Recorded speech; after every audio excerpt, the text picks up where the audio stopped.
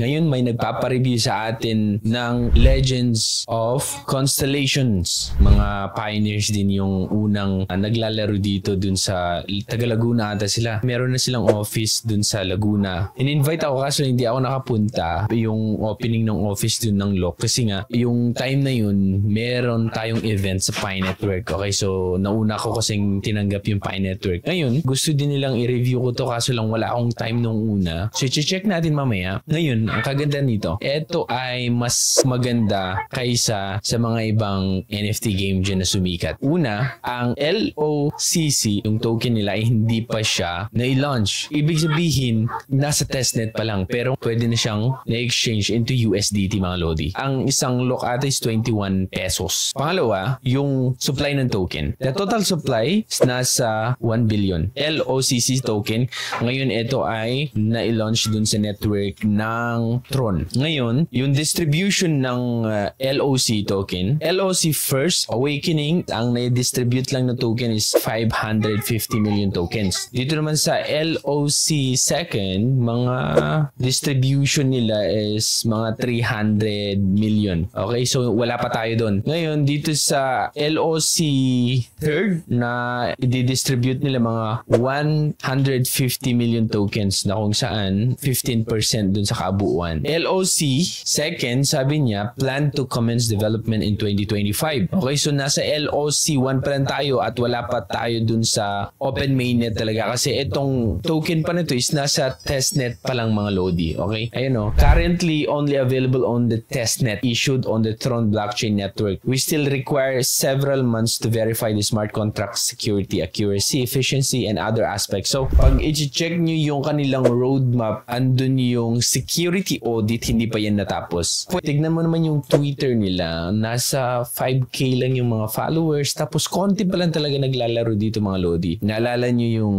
Axie, yung kanilang supply sa SLP is unlimited. Eto, meron total supply na kung saan alam mo na babagsak man, hindi totally maidadam kasi nga merong distribution. Maganda yung distribution ng token. Tandaan natin ang total supply is 1 billion. Konti lang yan mga Lodi kung sobrang dadami na yung maglalaro at alam natin ang mangyayari dyan. Syempre, yung worth ng LOC ay tataas na tataas. So, try nating i-open yung application, okay? So, download nyo lang APK yun mga Lodi. May mga tournament sila. So, kung makabuo tayo ng ating team, mas maganda. So, eto siya. Open mo lang. Tap mo lang siya. Ayun. So, kung gusto mong tignan yung hero mo dito sa Profit, makita mo meron ako.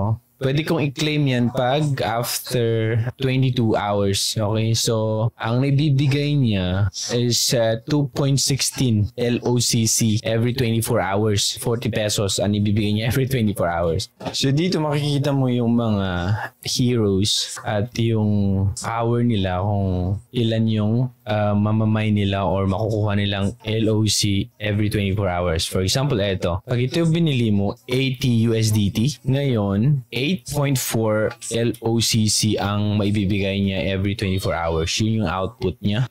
Mga 182 pesos or $3 every 24 hours. May mga ibinibigay sila katulad dito, mga heroes. Magagamit mo siya dito sa campaign, ganun, start a challenge. May mga makukuha kang mga items na kung saan pwede mong pampa-upgrade din dun sa mga heroes mo. Pero ang pinaka-importante dun, yung bumili ka, matik na meron ka na marireceive na LOCC. Medyo mas maayos naman, mas enjoyable siya tignan, okay? Nasa early stage pa lang tayo pero habang tumatagal, gumaganda ng gumaganda itong game na to. Ang wallet dito, may profit 2.4 LOC. Ayan, 46 pesos. So paano mo? Withdraw mo lang yung ganyan. Ang withdrawal dito is 10 USDT. Pag gusto mo mag-recharge kasi gusto mong bumili, ito lang, para makabili ka dun sa mga heroes nila. Kahit isa lang. For example, punta ka dito sa city, purchase ka.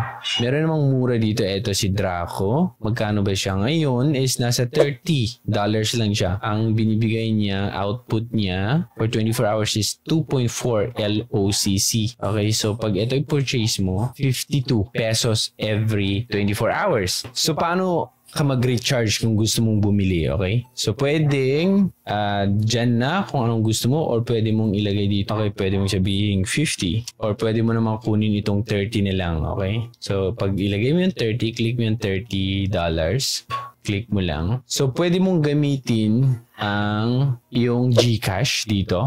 Recharge with fiat currency na siya. Pag i-click mo yan, dadirect ka sa GCash mismo or InstaPay. Pabayaran mo mga 1,800. Okay? Ngayon, pag gusto mo namang bayaran gamit ang crypto, yung sa TRX mo, USDT, eto. So, may discount ka na 5.17% na fee. Okay? Makasave ka. Click mo lang ganyan. Tapos, ibibigay ata yung address dito na kung saan doon ka magsasend. Okay? So, eto na yung destination address. So, copy mo lang yan. Pumunta ka sa TRC wallet mo. Pwede sa Binance. So, eto, dito tayo sa Binance. Okay, kahit sa Trust Wallet, basta isisend nyo gamit yung network na TRX. Okay? Ang gagawin lang natin is i-withdraw natin. Withdraw. Okay? So, ngayon dito, make sure na ang pipiliin mo, Lodi, ilagay muna natin yung address. At make sure dito, kahit saan naman dapat TRX. Okay? TRX. Kahit dun sa Trust Wallet, meron dun yung option na makikita mo TRX or sa MetaMask TRX ka dapat magsisend. Okay? Ngayon, ang send natin is mga sabihin natin 31 para sakto. Ngayon, i-withdraw natin siya. Withdraw. Ayun. So, ayun, na-withdraw na natin. Waiting for approval. Tapos balik tayo dun. Tapos i-click mo lang I paid na. Ayan. Para i-verify nila dun sa kanila naman. Wait tayo. Okay, wait lang natin. So, ayan. Recharge successfully, actual amount received. Meron na tayong na-deposit na $30. So, ngayon ang gagawin natin, mag-purchase tayo. Paano? Balik tayo sa City, purchase, tapos mamili ka kung ano ang bibilhin mo. Eto, ubus na to. Bakit yan naubos to? Gustong-gusto ba nila? Sold out lagi, oh. So, eto kukunin natin. Pag i-purchase natin to, ganyan. Ano daw? Draco ang kukunin natin. Get both profit, output, and the main hero. So, purchase natin. Tsush, ayan. Meron na tayong isang Draco. Purchase successful, sabi niya. LOC output per hour is 0.1.